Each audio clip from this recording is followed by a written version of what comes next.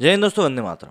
कुछ दिनों पहले एक खबर निकल कर आई कि भाई न्यूजीलैंड ने पाकिस्तान का जो दौरा था जिसके लिए वो पाकिस्तान पहुंच चुकी थी, उसको टॉस के एंड पहले सिक्योरिटी थ्रेट्स का रीज़न देते हुए कैंसिल कर दिया।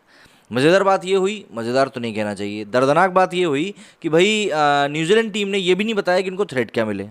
अब इसके बाद देखिए, किसी देश के साथ इतनी बड़ी चीज़ हो जाए, उनकी इंटरनेशनल लेवल के ऊपर इतनी बड़ी फजीहत हो जाए, तो ऑब्वियस सी बात है उनको थोड़ी बहुत तो जांच परख करनी ही पड़ेगी कि यार ऐसा क्यों हुआ होगा या ऐसा क्या हुआ होगा। तो इसको लेकर दुनिया की सबसे बड़ी सबसे अच्छी एजेंसी जो है आईएसआई, उसने पता लगाना शुरू किया। हालांकि कुछ अभी कल की बात है, वहाँ पर जिन्ना जी की मूर्ति को उड़ा दिया गया है, इसका पता वो लोग लगा नहीं पाए। पर ठीक है, फिर भी दुनिया की सबसे अच्छी एजेंसी ये बताते हैं, इनकी दुनिया शायद पाकिस्तान में ही ख़त्म हो जाती है। तो इन्होंने पता लगाया और इनको पता ये लगा कि भैया ओम प्रकाश मिश्रा जो कि भारत से हैं, उन्होंने इस बारे में कुछ मेल्स किए थे, जनरेट हुआ था, और वीपीएन का यूज़ करते हुए सिंगापुर से मेल किए गए थे। मतलब इससे ज़्यादा बेवकूफ़ाना हरकत मुझे नहीं लगता कुछ हो सकती है कि आपके घर में अगर दाल चावल सही से नहीं बन पा रहे हैं तो पानी की हार्डनेस का दोष आप अपने पड़ोसी के ऊपर दे दो कि यार वो पानी हमारे यहाँ गंदा भिजवाते हैं, इसीलिए हमारे यहाँ के दाल चावल पक नहीं पाते। लेकिन इसको लेकर उन्होंने भारत के ऊपर भी काफ़ी इल्ज़ाम मढ़े कि भारत हमारे यहाँ क्रिकेट को सही नहीं होने दे रहा है। तरह तरह की बातें हुई, कई तरह की बातें हुई। इससे भारतीय क्रिकेट बोर्ड को भी थोड़ा बहुत मैं कहूँगा इमेज को तो डेंट पहुंचता ही है कि भाई लोगों के बीच में बातें होने लगती हैं। हालांकि होता कुछ नहीं है, पर फिर भी अगर कोई इतना रोना रोता है तो कोई एक आध देश तो सुन ही लेता है। जैसे इंग्लैंड के भी कुछ पूर्व खिलाड़ी हैं जो कि पाकिस्तान का सपोर्ट कर रहे हैं कि भाई पाकिस्तान के साथ जो हुआ गलत हुआ, लेकिन उन्होंने भारत को लेकर कुछ कहा नहीं, लेकिन आईपीएल के ऊपर उंगली ज़रूर उठाई कि भैया हो ना हो आईपीएल इसके लिए जिम्मेदार है। क्योंकि अगर ऐसा होता, अगर मैच खेले जाते तो कई सारे मेन खिलाड़ी थे जिनको कि 6 दिनों का क्वारंटीन जो है वो काटना पड़ता। दुबई में ये मैंडेटरी है कि आपको 6 दिन का क्वारंटीन निकालना ही पड़ेगा, आपको डबल डोज हो या ना हो। अब इन्हीं चीज़ों के मद्देनज़र भारतीय बोर्ड बीसीसीआई की तरफ से भी पाकिस्तान के लिए करारा जवाब सामने आया है, और ये जवाब ऐसे समय पे आना बहुत ज़रूरी था जब पाकिस्तान अपने हिसाब से मनगढ़ंत कहानियां बनाते हुए कुछ भी चिपकाए जा रहा था। न्यूजीलैंड और इंग्लैंड ने अपने पाकिस्तान दौरे को रद्द कर दिया, जिसके चलते पाकिस्तान क्रिकेट बोर्ड को बड़ा झटका लगाया, फाइनेंशियली भी और मेंटली भी।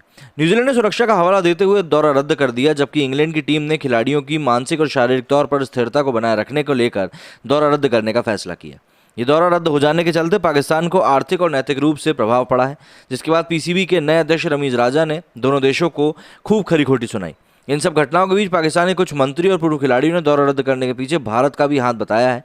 वे इसमें भारतीय क्रिकेट कंट्रोल बोर्ड को भी जिम्मेदार ठहरा रहे हैं। बीसीसीआई के एक वरिष्ठ अधिकारी ने आईएएनएस से कहा कि भारत को किसी भी बड़े या छोटे मुद्दे में शामिल करना उनकी पुरानी आदत सी है और बिना किसी सबूत के वो ये सब बातें करते ही रहते हैं, फालतू की। उन्होंने आगे कहा कि हम रमीज राजा को शुभकामनाएं देते हैं कि पाकिस्तान के कार्यकाल में नई ऊंचाइयों को छुए, पर हम एक बात साफ कर देना चाहते हैं कि न्यूजीलैंड और इंग्लैंड का दौरा रद्द होने के पीछे बीसीसीआई का कोई हाथ नहीं है। ये कोई बच्चों का खेल नहीं है, ये चीज़ रमीज को समझना पड़ेगा। हमारे पास इन सब चीज़ों के लिए कोई समय नहीं है। मुझे नहीं पता कि पाकिस्तानी कुछ पूर्व खिलाड़ी आईपीएल को क्यों दोष दे रहे हैं।